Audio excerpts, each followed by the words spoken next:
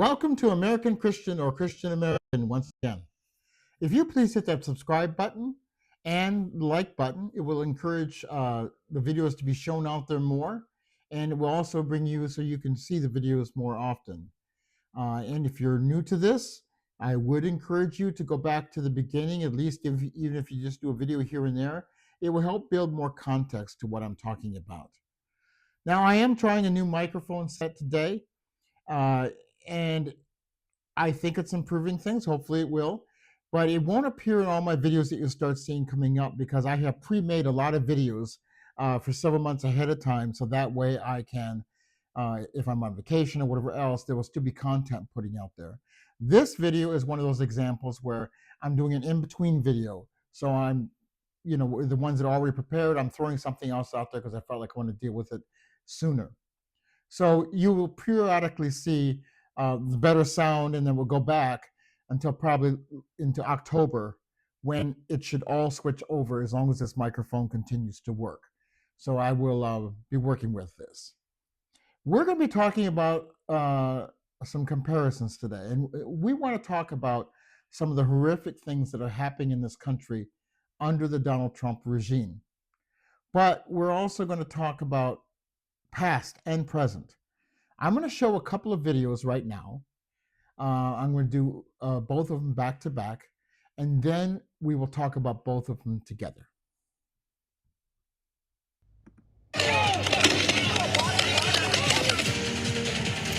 That breaking news is in Los Angeles, where people continue to protest for a third straight day. This is in response to a series of ICE raids in the city, and now also in opposition to the National Guard being called up to stop the protests. This video shows agents firing pellets at a crowd trying to push them back. The protests have been peaceful so far, but now, as you can see, protesters are being met with the National Guard as well as local law enforcement. Thank you for joining us here for our News at 5. I'm Edie Lambert. President Donald Trump has ordered 2,000 National Guard troops to be deployed to Los Angeles. This is unusual. It appears to be the first time in decades that a state's National Guard has been activated without a request from its governor. We do know about 300 National Guard troops were deployed today to 3 separate locations in the Los Angeles area. This video shows troops in tactical gear and holding long guns in front of armored vehicles at the Metropolitan Detention Center in downtown LA. And now to this video, which shows National Guard troops out on the streets of Los Angeles. Governor Newsom is fighting this massive show of force. His legal affairs secretary formally requested the Trump administration to rescind what they call the unlawful deployment of troops in LA County and return California National Guard members to the governor's command. In a letter to Defense Secretary Pete Hegseth, he said in part, quote, "There is currently no need for the National Guard to be deployed in Los Angeles, and to do so in this unlawful manner and for such a lengthy period is a serious breach of state sovereignty that seems intentionally designed to inflame the situation, while simultaneously depriving the state from deploying these personnel and resources where they are truly required." There he is referencing their work in the aftermath of the LA fires. And take a look at these live pictures. Police in riot gear have pushed protesters off of Highway 101 in downtown Los Angeles. At one point there, those protesters had stopped traffic in both directions. We saw officers deploy tear gas as they moved to clear the highway. We've also seen them arresting some people. The CHP shut down again all lanes, bringing traffic to a complete standstill. Large crowds also gathered along the overpasses and along the edges of the freeway. President Trump is suggesting he is not prepared to invoke the Insurrection Act, but he strongly is supporting law and order. Are you prepared to invoke the Insurrection Act? Depends on whether or not there's an insurrection. No, but you have violent people, and we're not going to let them get away with it. Congressman Kevin Kiley posted on X, writing in part, quote, "California's reckless political leadership has done everything possible to enable the chaos in LA," end quote. He claims the state is a sector for illegal border crossings, and he blames the adoption of sanctuary policies, what he calls a watered-down penal code, early release policies, and much more. He also says California's leadership is egging on the protesters. As Jackie DeFusco reports, tensions are high after that series of raids in L.A. Flashbangs and tear gas from federal agents on Saturday in the heavily Latino city of Paramount as protesters hurled rocks and cement at Border Patrol vehicles. Video shows a car burning in the street. The Trump administration is reporting a surge in assaults against ICE agents and accusing Democratic leaders of inaction. The White House now sending in 2,000 National Guardsmen to, quote, address the lawlessness that has been allowed to fester. Defense Secretary Pete Hegseth warned, quote, if violence continues, active duty Marines at Camp Pendleton will also be mobilized. California Governor Gavin Newsom said the National Guard is not needed and accused the White House of seeking a spectacle, adding, quote, that move is purposely inflammatory and will only escalate tensions. At a press conference Saturday, congressional Democrats had this message for the Trump administration. You cannot just come into the community and terrorize citizens the way you did. You cannot just continue to come in. That the Trump administration's new thing is we're going to look around the country for Democratic elected officials who have hired too many black people, and we're going to try to prosecute them. The Justice Department is now investigating the mayor of Chicago, Brandon Johnson. The mayor, what did the mayor do that was wrong that led to this? Well, the mayor gave a speech in a church, in a black church, in which he basically bragged that he'd hired a lot of, that he had, well, here's the phrase. He said, our administration is one of the most diverse administrations in the history of Chicago. And it is. It's 45% black, 25% brown, 8% Asian, 30% white. And so now he's being sued by the Justice Department. This is the third, by the way, attack on the mayor of Chicago by the Trump administration. They're suing him right now for hiring too many black people. They're saying he violated the Civil Rights Act because he was hiring people based on their race. And the fact that he went into this black church and talked about it or bragged about it, according to them, is that he's engaging in racial discrimination. They're also suing him for the sanctuary city policies that forbid the Chicago Police Department from participating with ICE in these raids. And the Chicago Public Schools are being investigated right now for alleged anti-Semitism, which we all know is the code word for not being sufficiently supportive of Benjamin Netanyahu's assault on Gaza. All right. So we're talking about these ICE raids, and there's been a lot of details. Hopefully you've seen all kinds of things going out there because it's important for us to know these things. They're horrific in what they're doing to people.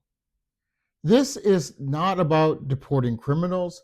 This is about cutting down the non-white population in any way they possibly can. When they get done deporting people who are not citizens or whatever else, they'll go for others too. And then we talked about how the Trump administration is suing people who hire too many black people, making the excuse that it's reverse discrimination. Hogwash. But what we have to realize is, as bad as this all is, this is not new. We are just going through an uprising of the same people, of the same situation that has happened since the inception of this country. It's not new, folks. Governments have been acting against people from the beginning in this country, against anybody who was non-white or does not conform. We're going to look at some other videos here, but one thing I want to point out too is that the government being involved against people in this country has been going on forever. This is a book. You should read this book. Now, this looks really new. I have read it, but I've read it electronically. But I have both the electronic copy and this. It's a little easier to show you. This talks about how the government, so after slavery, people were freed, right? Well, sort of. They went into Jim Crow, which denied their civil rights in every way possible, kept people down.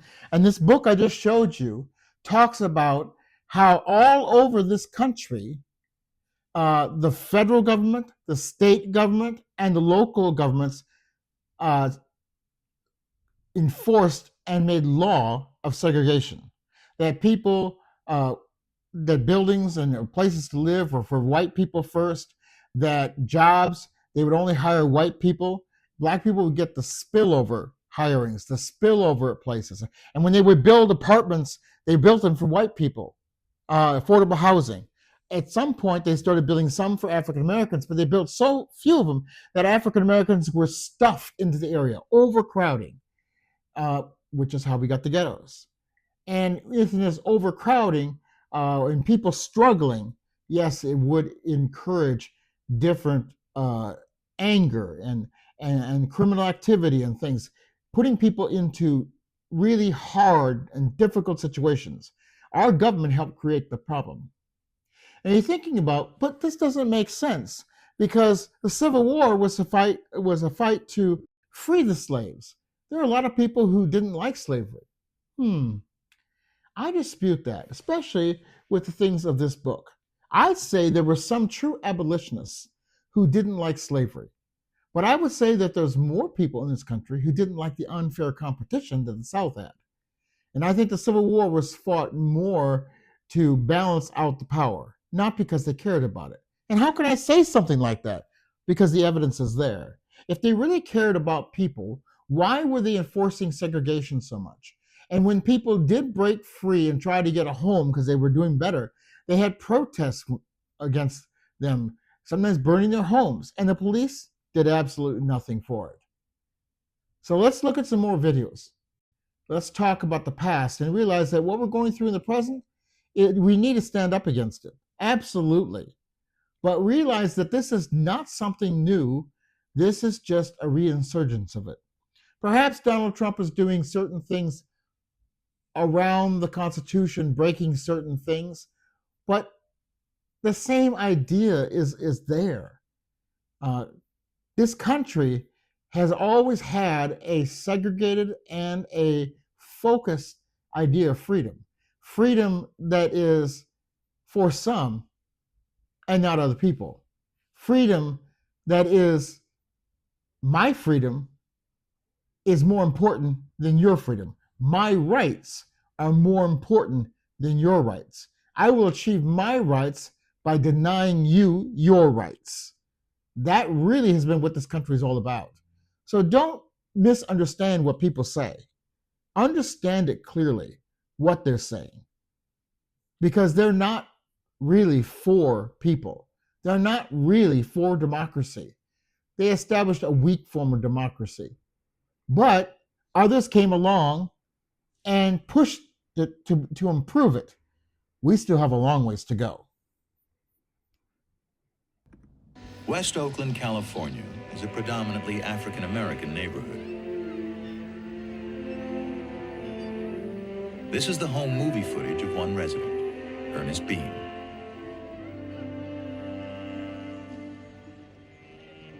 The Beans are unusual for the time, a family moving up to the middle class. Ernest is fortunate. He has a steady job. During the Depression, unemployment for blacks is at 50%, twice the rate of whites. Jim Crow laws mean segregation is still widespread. Even the New Deal discriminates against African Americans. Whites get the pick of the jobs and a higher wage.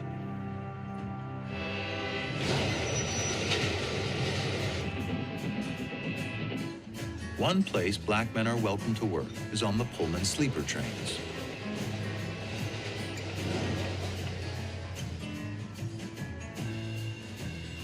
Each luxury car is staffed by uniformed porters. The majority are African American.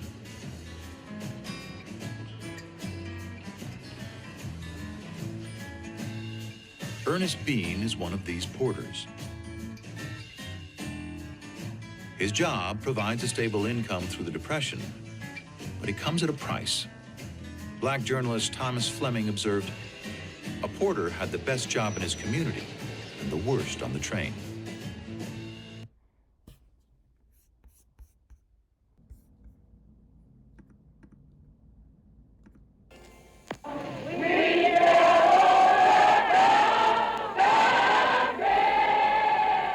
In May of 1963, protest against segregation in Alabama brought the issue of racial conflict to a head.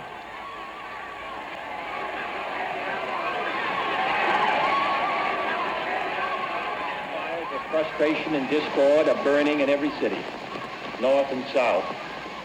Where legal remedies are not at hand, redress is sought in the streets, in demonstrations, parades, and protests, which create tension and threaten violence and threaten lives. We face, therefore, a moral crisis as a country and a people. It cannot be met by repressive police action. It cannot be left to increase demonstrations in the streets. It cannot be quieted by token moves or talk. It is a time to act in the Congress, in your state and local legislative body, and above all, in all of our daily lives. It is not enough to pin the blame on others, to say this is a problem of one section of the country or another, or to pour the facts that we face. A great change is at hand, and our task, our obligation, is to make that revolution, that change, peaceful and constructive for all. Those who do nothing are inviting shame as well as violence. Those who act boldly are recognizing right as well as reality. This is one country. It has become one country because all of us and all the people who came here had an equal chance to develop their talent. We cannot say to 10% of the population that you can't have that right. Your children can't have the chance to develop whatever talents they have. That the only way that they're going to get their rights is to go in the street and demonstrate. I think we owe them and we owe ourselves a better country than that. Okay, one of the things I said, this is not new. The one thing we do see that is new, we've always had corruption in the way our democracy works, but Donald Trump is taking this to an authoritarianism type of government. And really, it's not Donald Trump as much as it is white Christian nationalism that hopes to take over this country. Now, our government has always been corrupted. Our government we've had some good people in it, always, but we've always had a problem where democracy was tainted. We have the Senate, which is the filibuster has been around as a Jim Crow type of movement to keep things the way they are. We've had all different types of things in history where democracy was kind of there, but it made it difficult. Like when you could elect a president and you have two candidates and one wins and the other one becomes the vice president. How is that a choice? But it changed. When you had to be a white male who owned property in order to vote, that changed. So, and then women couldn't vote. Then they voted. Then you have black citizens who couldn't vote, and they fought for those rights. So we've always had things where they were really trying to make a democracy only from those who they preferred to vote. So it's not really been a true democracy, but people have fought against it. So I believe what's happening now is they've given up on trying to do that, and white Christian nationalism simply wants to take over the government in the sense that they are do not believe in democracy, which they never really did. They simply want to have a quote-unquote Christian government, but there's nothing Christian about these people at all. They're horrific. The fact that you say you're pro-life, but you want to starve children by not providing the school lunches. The fact that you keep wages down, you're not pro-life. The fact that you want to keep people uneducated, you're not pro-life. The fact that you would take away health care, you're not pro-life. You are simply lying about being pro-life. Being pro-birth is not pro-life. Slave owners wanted their slaves to have children, so they had new slaves. I wouldn't call the life they endured as being a positive thing, so they're not pro-life. So we're going to see another video, and then I've got one more after that, and then we'll conclude. But we have to understand this thing is ongoing. How do we tackle it? We have to stand up, and we have to continue to stand up. We have to educate more people so they begin to understand, and we have more and more white people to understand. I still believe we have a major problem where the majority of white people don't care in this country or actually are racist. But can we bring a few more over, and maybe a few more? Can we get it to the point where the white population, there's a smaller group of people who are always like that, but they don't have political power because we expose the lies that they're doing. And we expose what God really wants for all of us to be together. We are missing something. For those people who call themselves white, I am actually a light-skinned person. I'm not white. So I hope more people call them a light-skinned person, not white, because that's just part of the propaganda. But the more of us, we are missing something when we do not engage in being part of the human race, when we have to make ourselves superior. We're not superior. We're just part of the human race. And when we don't connect with other people, we are actually betraying God, not being for God. All right, let's look at some more.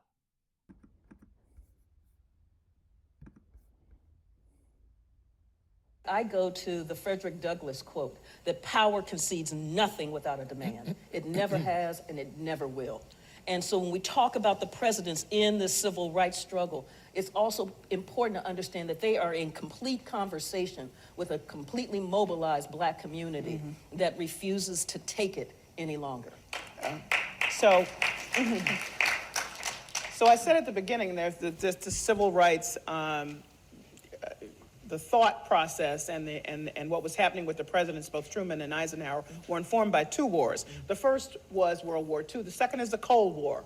We don't think about that in terms of civil rights. And Carol Anderson, you're here to put this straight, because actually what was happening externally had a great amount of power on shaping where the presidents had to go in terms of thinking about civil rights. So explain that if you would. Yeah, and part of that is I see the Cold War as basically a double-edged sword.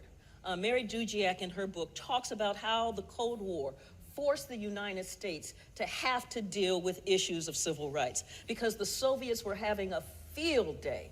Every time a person was lynched, every time there was a case of Southern justice, every time a diplomat from Ethiopia or Haiti tried to come over and couldn't find a place to stay in New York City, the Soviets were like, see, this is what this vaunted democracy looks like. And the U.S. is going, oh, man. So on one hand, you get movement on the part of the U.S. government saying we have got to address our unfinished business of democracy. On the other hand, what the Cold War did was it limited the range of the options that were available to, in fact, really create true equality in the United States. Because what was on the table as the NAACP looked at it was the issue of human rights. So not just what we understand as our Bill of Rights, but also the right to education, the right to housing, the right to health care, the right to employment. When you're looking at the conditions of Black America, of what centuries of slavery and Jim Crow had done, they had systematically denied African Americans their basic human rights. But what the powerful Southern Democrats did was to link their racism with anti-communism and to say that the right to health care is socialist medicine. It's communistic. That the right to education is nothing but communistic. That the right to housing is nothing but communism. And so by having human rights framed as communistic, and then by putting enormous pressure on the NAACP to back off of this human rights frame, it in fact led to a civil rights movement and not a human rights movement.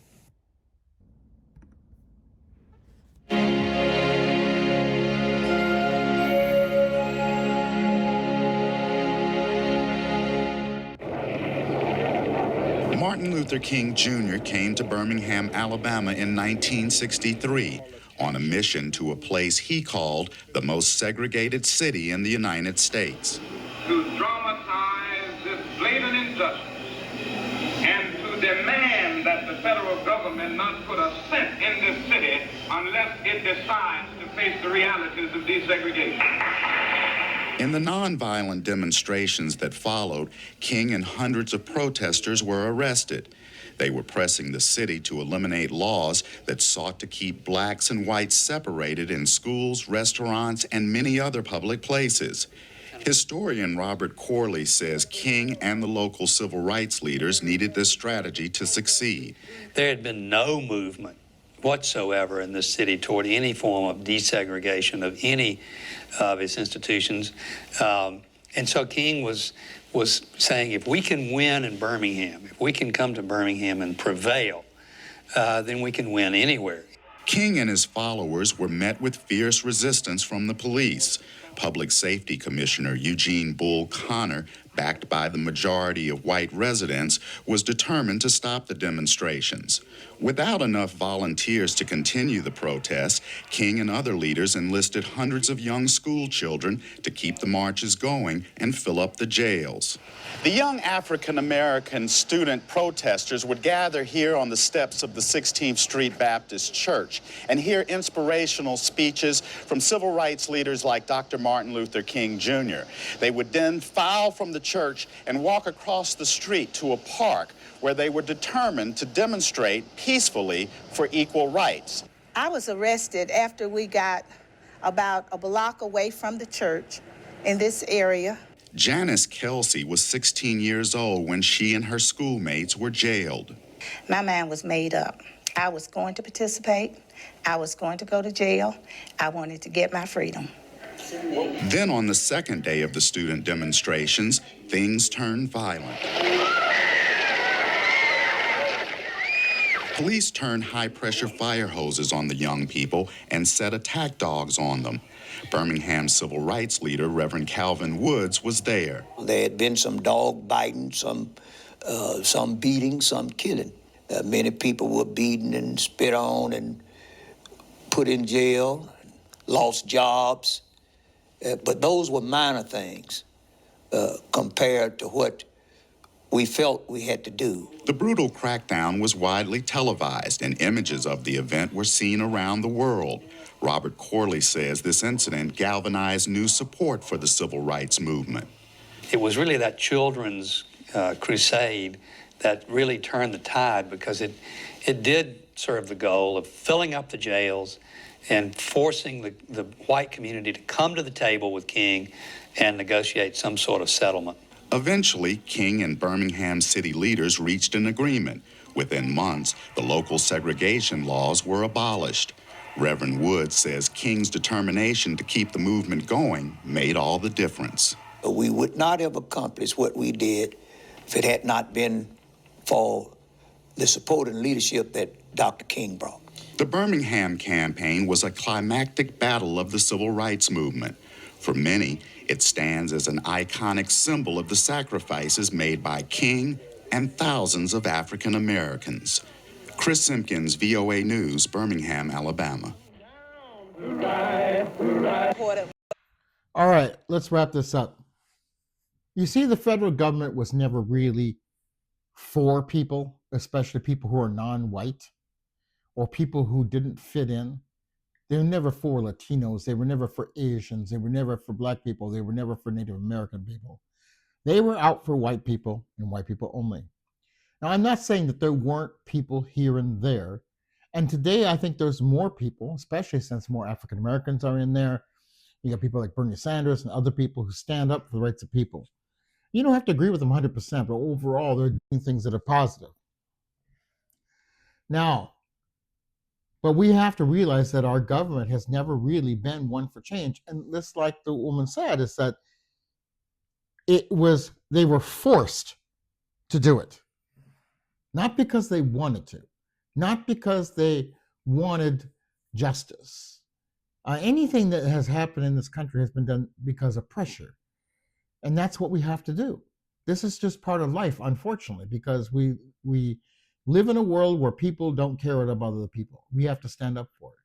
And the problem is there's been way too much going on that we have sat down and complained and griped to each other, but we're not doing anything about it. The protests that are going on now is just, it's the beginning, but it's nothing compared. We should have been doing this a while ago. We have to stand up and be wise. These people have been doing this for a long time. Why did the U.S. government send troops into Alabama? It wasn't because they really cared about the people. It's because they were getting a bad reputation from other countries around the world who didn't like what was going on here. Those children who were jailed and many times hurt, being put in jail, fire hoses being turned on them. See, things are not new. The world didn't like it, and the U.S. wanted to have a place in the world. They wanted to have a powerful place in the world because, again, they look at themselves as being superior. They treat the United States treats itself as though there's no other country around them. They're all surrounded by water. They're the only one that matters. And it goes on and on, folks. It doesn't change. It doesn't get better. Or it has gotten a little bit better, but the same people are there. It's kind of like a volcano that goes into slumber to a point, but not really completely, and then erupts. I mean, racism has been here all along. It's just that it's been quiet enough so people could ignore it. White people could ignore it because there wasn't enough protest to disrupt their lunch or whatever else. If white people don't want to know, they don't have to know. Let me give you an example. I'm not going to mention who, I'm not going to mention how connected, but there's a person who's connected to another person I know who found my podcast or my channel. I wasn't encouraging it because I didn't think it would go very far.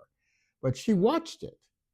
And she told this other person that they had to turn it off because I was just talking too much. What? I mean, that is not the point. We're having a discussion about some things. What she was saying is, whether she said it or not, is that she didn't like what I was saying. So she was going to ignore it. Because she's one of those white people who wants to ignore everything else, and anything that interferes with her lovely world, she will reject. She won't listen to. Well, we need more people to listen. Because when you're like that, you really are just supporting racism in this country. You are a big part of the problem. Your ignoring these things perpetuates what goes on. It's time that we stand up and not sit down. We got lazy as a country. We didn't fight hard enough. We need to continue to let the world know what's going on here. Donald Trump will be gone at some point, but white Christian nationalism is still here. Let's decrease their membership. Let's more of us turn to God and be who we're supposed to be as Christians. Let's treat each other with respect. And even if we don't, as a Christian, don't believe what somebody else is doing is right, let's not dehumanize them in the process. You can teach, but don't treat them like they're less of a human being. After all, you have sinned too. And it's not that you shouldn't try to improve yourself, or you might be challenged by somebody else, but you should be treated as a human being in the process. Until the next time on American Christian or Christian American. Good night.